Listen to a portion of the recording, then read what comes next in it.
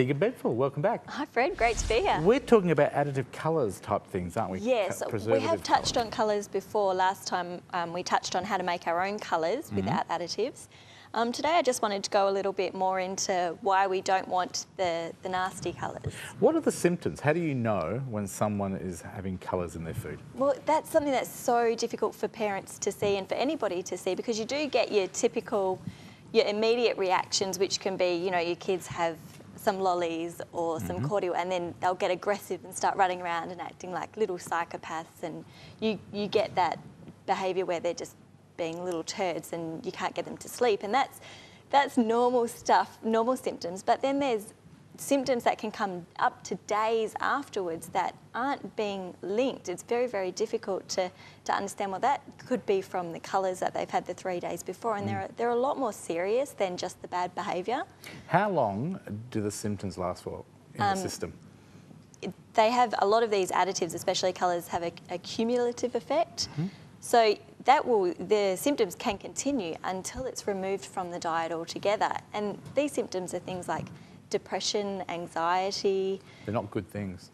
Something you don't want, you know, brain fog, headaches. What foods, Tegan, do we find these colours? Again, you've got your typical foods that you expect to find colours in, your soft drinks, your cordials, your lollies, and they're really, really obvious. But something I'm finding is a lot of people are saying to me, oh, my children don't eat colours because we're choosing the food, you know, like the white ice creams and the natural ice cream cones. They're not choosing the right stuff, are they? And unfortunately, these foods are made to look like they've got nothing nasty in it. They're marketed. So how about the stuff that's got no artificial colouring and flavours? What does that mean?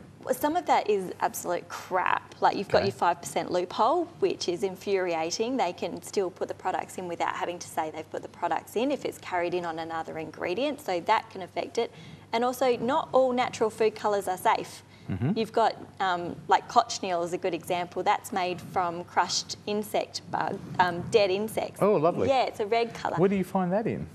It's a red food colouring. You'll find it in lollies. You'll find it in a lot of the stuff that says all natural. Oh, but it has really cockroaches. bad side effects. Like you can get dermatitis just from touching it. You don't even have to eat it to get the dermatitis. And yet they're putting it in food for colouring. They're putting it in food for colouring, and they're calling it natural because it's come from something natural. They've naturally killed the insect that's naturally gone into the food. Yeah, and they use chemicals as well. Same with the natto. It's come from somewhere natural, but it's so chemically processed. There's nothing natural about it, yet they're allowed to call it natural, and it's got really severe side effects. So what are we got to look out for?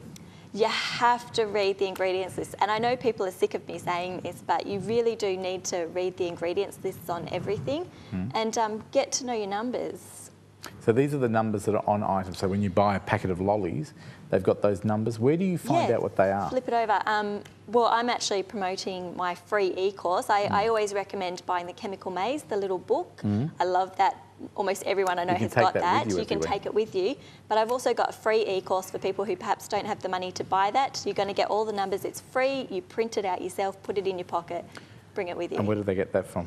www.chemicalfreefamilies.com.au. You can sign up. It's absolutely free. Every week you'll learn about a new topic. A new topic. And are all natural colours good for you?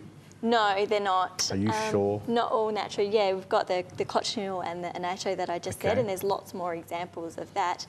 But some of the natural ones are really, really good for you. You've got your turmeric is so good for you. Turmeric, I use that in rice, is that right? Yes, yes. And what does that do? Just colour the rice yellow, I suppose? Yeah, and it's in a lot of lollies now. I use it in my cakes. I make my cakes bright yellow. Is there a taste? Does it have a taste? It does. Don't use turmeric unless you're going to put lemon juice or something sweet in there to overpower that taste, because your kids aren't going to want natural food. And I always if thought it tastes turmeric gross. can only go into curries and stuff. No, use it for everything. As long as you've got a sweet taste. I use vanilla, and I put it, or lemon juice goes really, really well. It overpowers it, and we have yellow cupcakes all the time in our house. Yum. Yeah. And that's the thing, isn't it? People are always afraid to go away from the norm, and yet you're telling us do go away from it. Look up some healthy choices. Yeah, invest a good few weeks of your time. And then people are like, oh, it takes too long at the shops. No, it won't. It will for a few weeks. Invest that time in your health and in your kids' health. Yep. and then it's fine. It's not going to take that much longer afterwards. Talking about time, our time is up. Where do we find out more information? Head to www.additivefreekids.com.au. Or you can check out our website at thecouch.com.au. Click on the segment link and go over to Tegan's face, click on it, and it'll take you to her website as well.